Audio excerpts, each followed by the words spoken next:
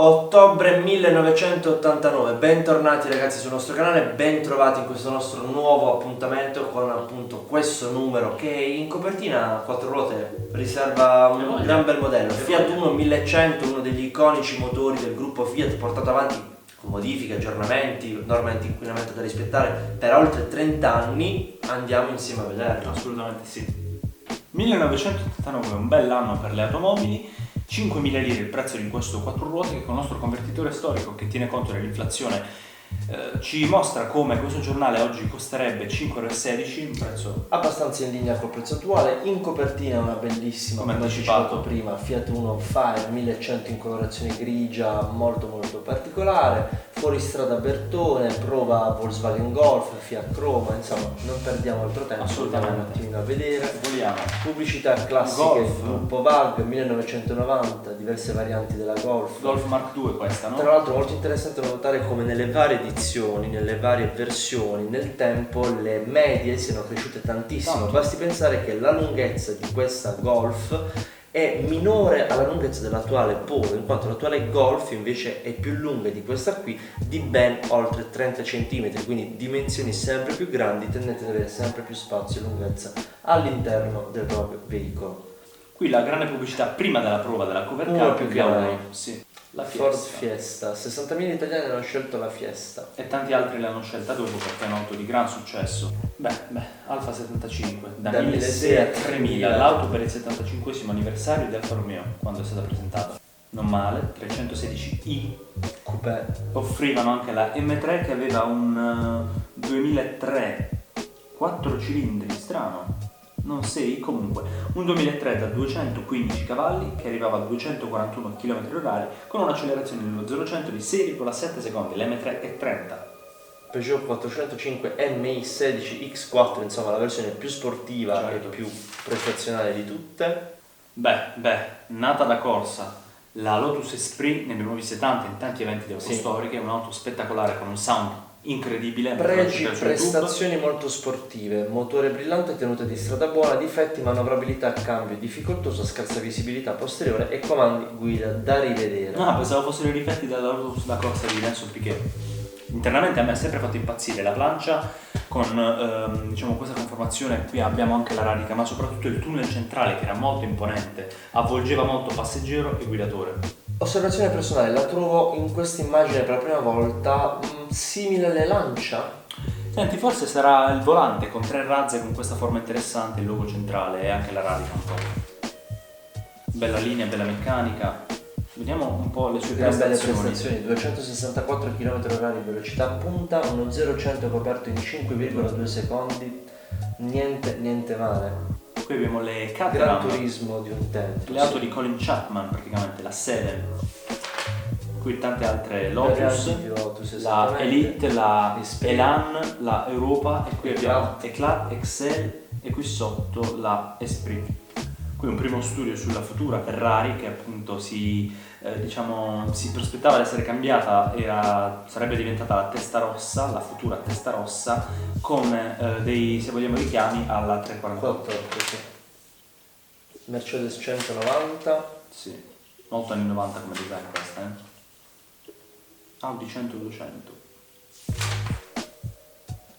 348T.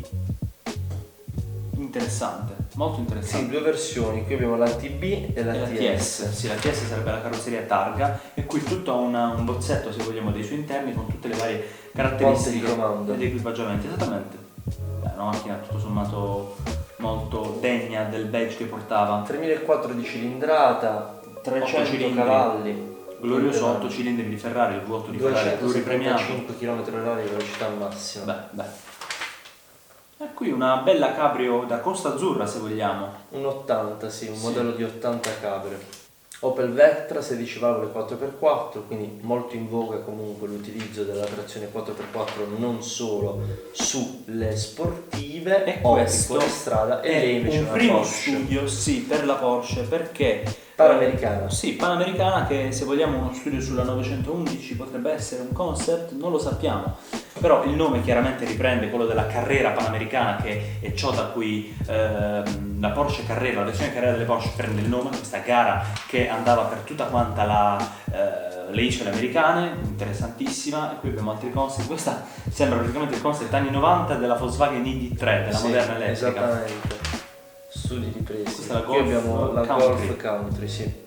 E qui invece la Rally Golf, bella. Due versioni molto particolari, strarare, insomma, difficili da trovare, poco conosciute. Alcuni fuoristrada, questi qui ovviamente tutti rigorosamente 4x4, Toyota 4Runner, Jeep Wrangler, iconico. Ed eccola qui, Fiat Uno 60S e la versione 70 SX. Pregi, Carlo? Allora, la 60 ha un consumo molto contenuto, un comportamento sicuro, abitabilità buona, comfort elevato e prestazioni brillanti, questi ultimi contropregi in generale della 1. I difetti della 60S sono una climatizzazione poco raffinata, una strumentazione essenziale e in generale la 1 aveva una finitura migliorabile. Qui appunto abbiamo una bella panoramica degli interni con molto 4 strumenti. Sì, certo. Qui abbiamo praticamente tutti i badge, abbiamo uno Sting 45S Select era quello con automatico? Sì, se non sbaglio. Turbo IE, DS, Turbo D. Bellissimo. Su 3 ruote fa quasi ridere. Epico. Qui su 2 ruote, una Volkswagen 1006 GL. E qui continuano le compatte dell'89, abbiamo una Delta LX con pregi come comfort buono, tenuta di strada affidabile e finiture, manco a dirlo per Lancia, di qualità. Difetti invece uno sterzo un po' lento. E che altro? Capacità? Bagagliaio scarsa. Beh, però sicuramente internamente non ne si poteva dire nulla. Bellissimo. Negli anni. Bellissimo, anche i colori, lasciate il colore esterno burgundy stupendo, ma qui abbiamo, perché erano quelli gli anni, Livrea Martini Racing, una bellissima Delta 4VD. pazzesca. E qui l'HF integrale 16 valvole. Bertone Freeclimb SL. Ricordo forse di averne visto uno in 27 anni di vita, però sicuramente come pregi portava un motore e prestazioni molto brillanti, comportamento buono su tutti i terreni e un consumo contenuto. Al contrario, difetti, una frenata lunga, ma la vedo difficile andare molto veloce con quest'auto, uno sterzo lento e impreciso, una visibilità posteriore scarsa. Strano perché sembra una camionetta. Sì. Però forse era data dalla ruota di scorta. Croma 2005 TD. La guidavano come se l'avessero rubata. Molto bello vedere questo particolare, come si sia così tanto schiacciato il pneumatico da essere quasi sparito e aver lasciato il cerchione fuori. Beh, internamente era una bella ammiraglia, utilizzata tantissimo ovviamente dalle forze dello Stato in quegli anni. Soprattutto dalla magistratura. Molto potente.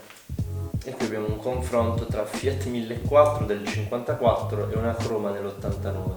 Solo 35 anni l'uno tra l'altro. Arrivano i mostri, le marche europee verso le corse americane, quindi parliamo di IndyCar. IndyCar, campionati americani con i brand come qui abbiamo Alfa Romeo e Porsche. Sì.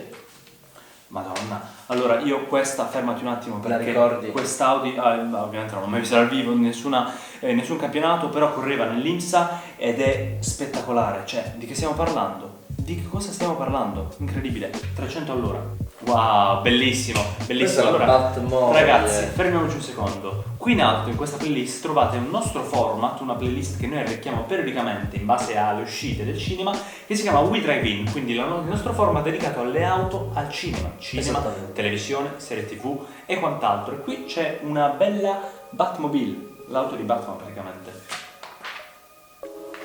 Qui abbiamo altre auto. Sì, molto interessanti, largo alla fantasia, quindi concept, auto cabrio, la macchina che successivamente diventerà di Montalbano, quindi una tipo fatta con lo spoiler che però successivamente è diventata famosa proprio in TV per il commissario Montalbano. Beh, fantastico devo dire, è stato emozionante ancora una volta, l'89 era un bel periodo storico per l'automobilismo, anche per l'automobilismo italiano nello specifico, ma prima di salutarci... Ragazzi, come sempre non smetterò né mi stancherò mai di dirvelo, iscrivervi al nostro canale. Molti di voi ci vedono ma non sono iscritti e noi vogliamo che ve lo siate per ricevere le nostre notifiche, quindi attivate anche la campanellina per tutte le prossime uscite, perché come ben sapete le nostre pubblicazioni sono molto ricche, molti argomenti, test drive, prove, recensioni, chiacchierate, chi più ne ha più ne metta, e seguirci anche sulle nostre pagine social, Facebook, Instagram, anche il sito, Carlo, giusto? Sì, www.guidare.tv. Ma se questo video è piaciuto ai nostri spettatori cosa devono fare? Solo mi piace.